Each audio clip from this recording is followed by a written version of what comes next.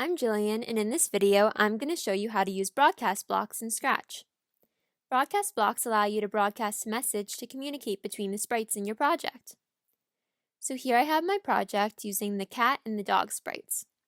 I've already put blocks in so that when I press the green flag, the cat will say hello for 2 seconds. Now I will use the broadcast block. I click on the event section. Then I drag out the broadcast message block. It's helpful to name your messages so that you can easily identify what each broadcast is doing, which is especially helpful if you are broadcasting multiple messages in a project. I'm naming this broadcast Hello.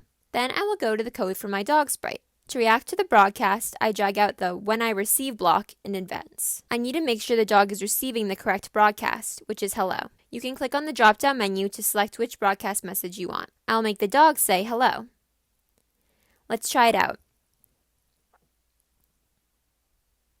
As you can see, now the dog sprite reacts to the cat's broadcast. Broadcasts can be sent to multiple sprites at once. It's not limited to communicating between only 2 sprites. I'll add another sprite.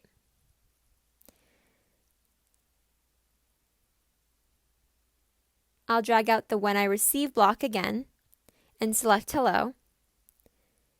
The elephant is going to say hello, then what's your name?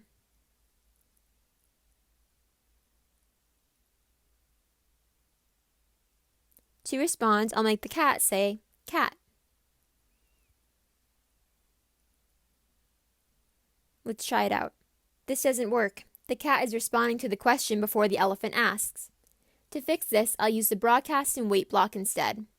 This makes it so the sprite sending the broadcast has to wait till all sprites receiving the broadcast finish in order to continue their code.